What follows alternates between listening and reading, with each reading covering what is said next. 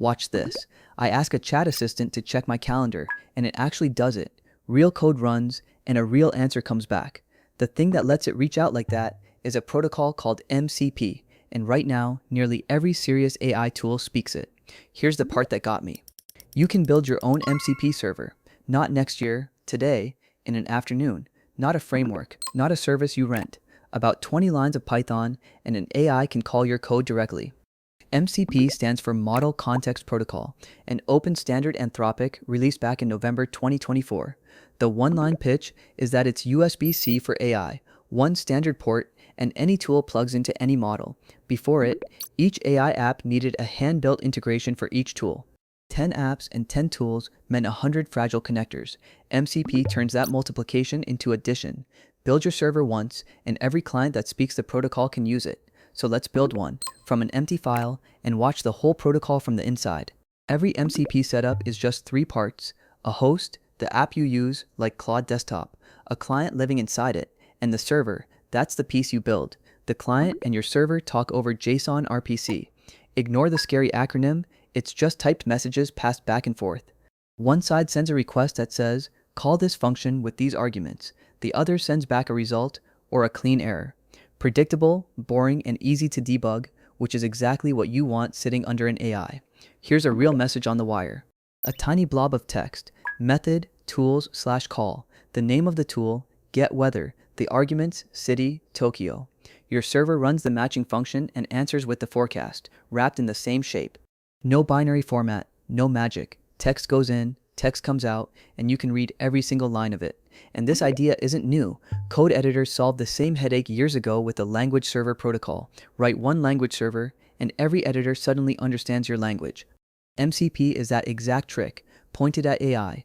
Build one server, and every model that speaks the protocol can use your tool. A server offers 3 kinds of things, and this is the whole mental model: tools, resources, and prompts. Just 3 primitives. Learn those 3 words, and you understand what any MCP server on the planet is actually capable of doing. Tools are the star of the show. A tool is a function the model can actually run, search the database, send the email, book the table. You describe it once in code with a name and a short hint like read only, and the model decides when it's needed and calls it. It picks the tool. Your code does the real work behind it. Resources are read-only data you hand the model as context: a file, a config, a row from your database, a page from your docs. Each one gets its own address, like a little URL. The model doesn't execute a resource, it just reads it, the way you'd glance at a document before answering a hard question. Data in, no side effects. Prompts are reusable templates the user picks on purpose. Picture a saved workflow.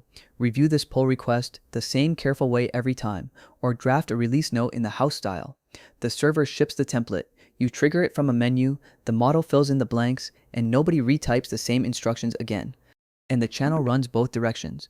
Your server can ask the client for things too. Borrow the model for a quick subtask, ask which folders it's allowed to touch, or pop a question back to the user mid-run.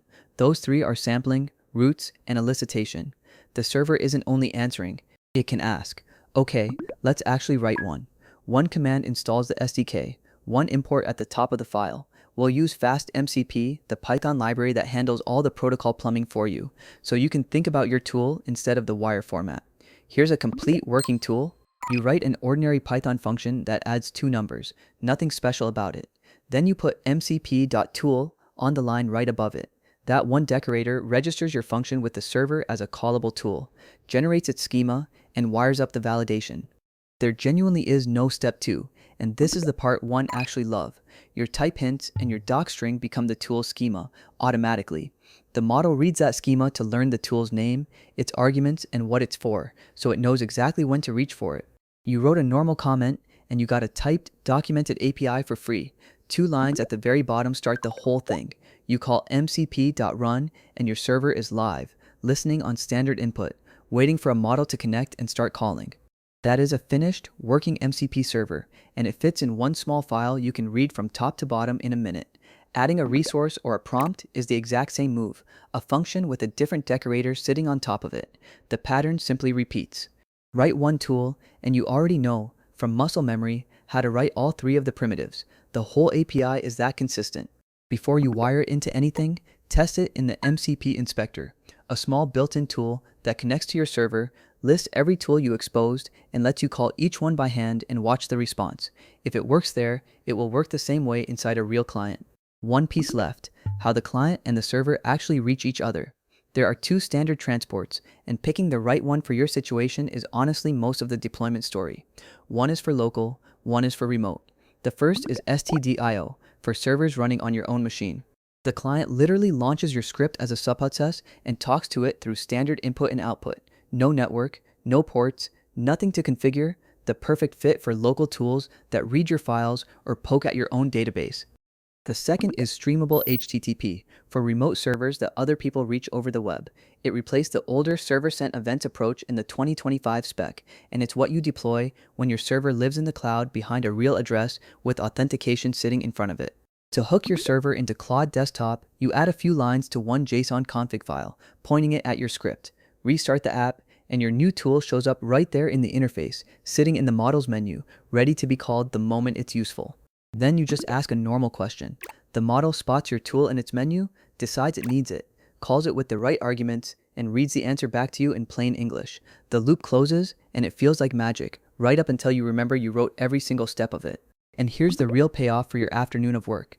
You wrote that server for one app, but it was never chained to one. The same server, not one line changed, works in Claude, in ChatGPT, in Cursor, in Copilot. You build the integration once, and it plugs into every client that speaks the protocol. Write once, run everywhere finally means something. That's not a hopeful maybe, it already happened. OpenAI adopted MCP in March 2025, wiring it into their agent's SDK and later into ChatGPT itself. The company Anthropic competes with hardest picked up Anthropic's own protocol on purpose. Google's Gemini followed within weeks. Then Microsoft Copilot, GitHub, VS Code, and Cursor, one after another. A protocol that shipped from a single company became the shared standard its fiercest rivals all agreed to speak inside a single year of launching, and the ecosystem went vertical. By the end of 2025, Anthropic counted more than 10,000 active public MCP servers you could plug straight in. The official registry lists close to 10,000, and the community topic on GitHub has crossed 15,000 repositories. There is a server for almost anything you can name. The SDKs get pulled down around 97 million times a month, across Python and TypeScript combined. That's the download curve of real infrastructure that teams depend on every day, not a weekend trend that fades by spring. There's now an official registry to search for servers instead of hunting around GitHub, and Anthropic handed the protocol to the Linux Foundation, so no single company controls it. In under 2 years, MCP went from one company's blog post to shared plumbing under the whole industry. Now, one serious warning before you ship anything. A tool is arbitrary code execution. When the model calls it, your function runs for real, with whatever permissions you gave it. And because a model can be talked into calling things it shouldn't, prompt injection is a live threat. A carelessly scoped tool is a wide open door pointed at your systems, which is exactly why the spec is strict about consent. The host has to ask you before it runs any tool. In one large industry survey this year, security was the single biggest thing holding teams back from production. So start read-only, add an approval step for anything that writes, and let a server look before you ever let it touch. The spec itself moves fast. The current revision landed in November 2025, adding async tasks for long jobs and proper OAuth for auth, and the next update is already in review, so pin a version number in your project and read the changelog before you upgrade anything in production. So that's the entire picture: a host, a client, a server, 3 primitives, tools, resources, and prompts, 2 transports, stdio, and HTTP. Get those 5 ideas, and you can open almost any MCP server on the internet and understand what it does at a glance. And the fastest way to really get it is to build one yourself. Open an empty file tonight, write a single tool, and point Claude at it. That little file is a real server on a real protocol that real products speak. Go make something with it.